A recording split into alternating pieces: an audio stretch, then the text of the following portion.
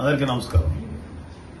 ఈరోజు అంటే మొన్న నామినేషన్ రోజు పిఠాపురంలో చాలా మంది ఇండిపెండెంట్లు క్యాండిడేట్స్ వేశారు. అందులో గీతా అనే ఆవిడ ఒక ఆవిడ వేసింది.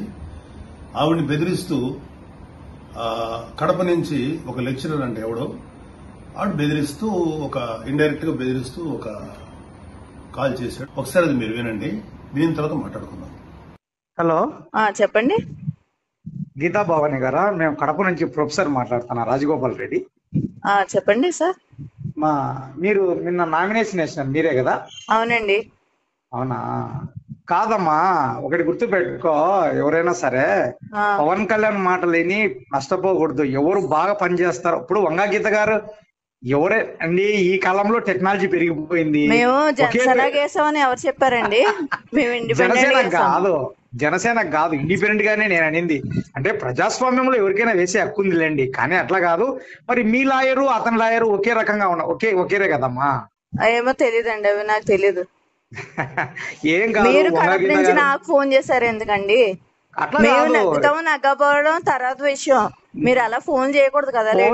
అంటే నేను బెదిరించడం కాదు, నేను ఒక లెక్చరర్. నేను ఏమంటున్నానంటే కాల్స్ వస్తున్నాయి. కాదమ్మా, నేను అనేది ఏంటంటే, నేను అమ్మ అంటున్నా చూడు. నేను అనేది ఏంటంటే, ఇప్పుడు నేను అనేది ప్రజాస్వామ్యంలో ఎవరైనా పోటీ చేయొచ్చు, ఇది మన డెమోక్రటిక్ కంట్రీ ఇది. కానీ నేను అనేది అంటే ఇంటెన్షనల్ గా పోటీ చేయకూడదు అంటున్నా. ఇంటెన్షనల్ అంటే ఏమని, కోపము, వాళ్ళ మీద పగ, అట్ట కాదు. మేము అలాగే సార్, మేము అలాగైతే వేయలేదు. కాదమ్మా, మీ నోటరీ అతని నోటరీ ఒకటే ఉంటే అది ఇంటెన్షనల్ కాదమ్మా. మీ దగ్గరకు వచ్చినాయండి ఆ నోటరీలు అయ్యి? మా దగ్గర ఉన్నాయి. మేమేమనుకుంటున్నాం, మాది ఐటీ వింగ్ అమ్మా. మాది ఒక సెల్. మాది ఐటీ వింగ్ అంటే ఒక పార్టీలో ఐటీ వింగ్ అంటే ఒక మంచి మేధావులం ఉంటారు దీంట్లో. అది మేము ఎట్లా తెలుసుకున్నాము అంటే, మీ అప్పడబిట్టు నాది ఇప్పుడు పంపిమంటారా? మీ అప్పడబిట్టు ఎట్లయినా చూడండి.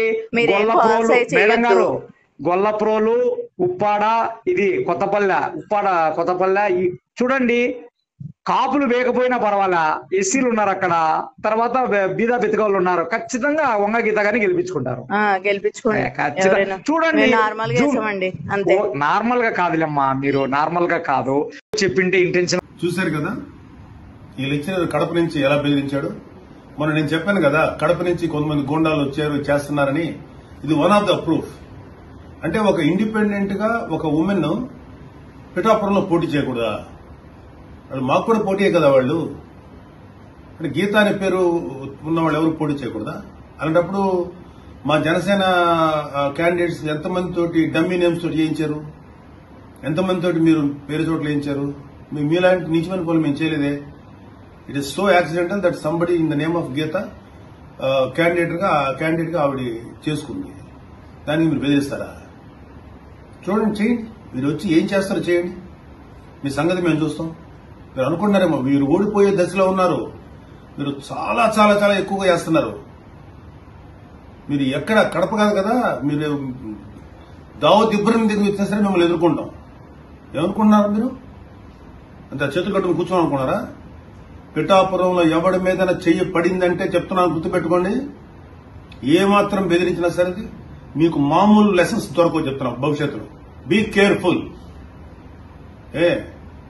మీ తాత జాగీర్ అయితే ఆంధ్రప్రదేశ్. ఏమనుకున్నారు మీరు? మీ దగ్గరే ఫైట్ చేసే కెపాసిటీ మీకు. రే, పోలీసు బిడ్డలురా మేము, ఓ పోలీసుకి పుట్టాం మేము. మాకు తెలుసు మీకు ఎలా ఫైట్ చేయాలో. మీకు ఇంకా అడ్డగోలుగా ఫైట్ చేయడం తెలుసు, మాకు కన్స్ట్రక్టివ్ గా ఫైట్ చేయడం తెలుసు. పిచ్చ విషయాలు వేయకండి. Be careful. ఇంకొకసారి ఇలాంటి బెదిరింపు చేసి మాత్రం పరిస్థితులు ఇంకా తీవ్రంగా ఉంటాయి. Be careful.